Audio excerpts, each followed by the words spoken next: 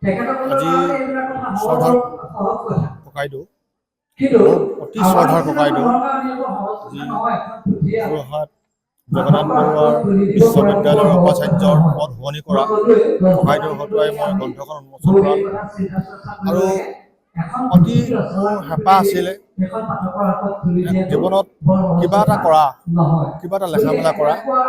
সেই চিন্তা কৰিয়ে মই 1992 চনত যেতিয়া মই বিকম ফাইনেল দিলোঁ, বিকম ফাইনেল দিয়াৰ পাছত মই সময় পালোঁ। সময় পাই মই কি কৰিম কি নকৰিম তেনেকৈ থাকি ভাবিলোঁ যে কিবা এটা লিখা মেলা কৰাই যাওক।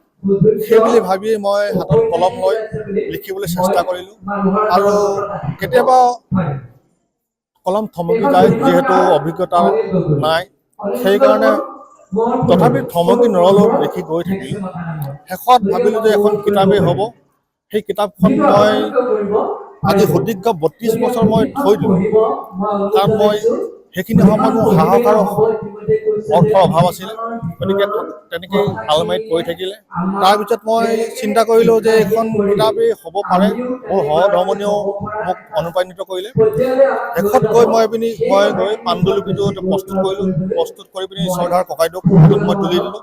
শ্ৰদ্ধাৰ ককাইদেউ অতি আগ্ৰহৰে, অতি মৰমৰে, ইমানেই ভাল পালে তেখেতে দহুবন কাটি কৰি মোক সহায় কৰিবলৈ ধৰিলে।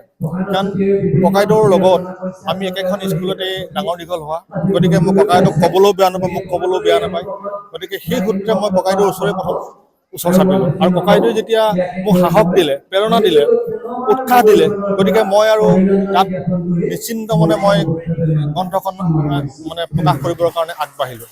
ইয়াৰ পাছতে মই আৰু এজন মোৰ শ্ৰদ্ধাৰ ককাইদেউ ডক্টৰ প্ৰশান্ত চুতীয়াদেৱ, তেখেতৰ ওচৰো চাপিলোঁ। তেখেতৰ ওচৰত মই গ্ৰন্থখন দিলোঁগৈ, পাণ্ডুলিপি দিলোঁ। পাণ্ডুলিপিটোৰ ভুল কুটি আছিলে, তেখেতেও চাই বুলি মোক অতি কষ্টৰে, অতি উৎসাহেৰে তেখেতেও মোক যোগাত্মকভাৱে সহায় সহযোগ কৰিলে। গতিকে আজি এই দিনটোতে ককাইদেউক মাতি আনিলোঁ। তেখেতো আহিলে, দহুবন কাটি কৰি তেখেতে এতিয়া উল্লেখ কৰিছিলে। আজি বিভিন্ন ধৰণৰ চৰকাৰী অনুষ্ঠান থকাৰ পাছতো তেখেতে সেইবিলাক পৰিহাৰ কৰি মোৰ ওচৰলৈ দৌৰি আহিছিলে। সমাজ সংস্কৃতি সভ্যতাৰ উত্তৰণৰ বাবে বিভিন্ন অঞ্চলত বিভিন্নজনে বিভিন্ন মাধ্যমৰ যোগেদি নিৰলস আৰু নিৰবিচ্ছিন্ন প্ৰচেষ্টা অব্যাহত ৰাখে। আৰু তাৰে অংশ হিচাপে আমাৰ শিৱসাগৰৰ এই মথাদাং অঞ্চলৰ সুশিক্ষিত শিক্ষক আমাৰ অনিল গগৈয়ে মাহীয়ে নামৰ এখন উপন্যাস তেখেতে ৰচনা কৰিছে আৰু আজি এই গ্ৰন্থখন উন্মোচন কৰা হৈছে। নিশ্চিতভাৱে তেখেতে এই গ্ৰন্থখনত তেখেতৰ নিজৰ চিন্তা, নিজৰ দৰ্শন, নিজৰ আদৰ্শ তেওঁ পাঠক সমাজৰ লগত বিনিময় কৰিব বিচাৰিছে, ভাৱৰ বিনিময় কৰিব বিচাৰিছে। আৰু এই গ্ৰন্থখন মই ভাবোঁ যে পাঠকে আদৰি ল'ব আৰু আমাৰ পাঠক সমাজে এই গ্ৰন্থখনৰ দ্বাৰা উপকৃতও হ'ব।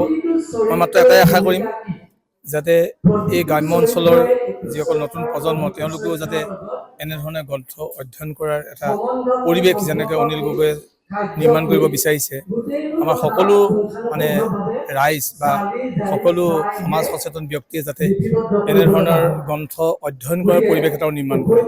কাৰণ গ্ৰন্থ লেখক আৰু গ্ৰন্থ পাঠক এই দুই সম্পৰ্কটো যদি মধুৰ নহয় বা দৃঢ় নহয়, তেতিয়াহ'লে নিতান্তই সেই সমাজখনত গ্ৰন্থ ৰচনা কৰিলেই নহ'ব।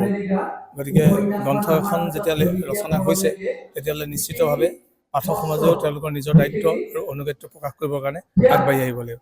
মই অনিল গগৈক অন্তৰৰ পৰা মই ধন্যবাদ জ্ঞাপন কৰিছোঁ। যিকোনো খবৰৰ বাবে যোগাযোগ কৰক 7099017330 লগতে 7099017110 নম্বৰত।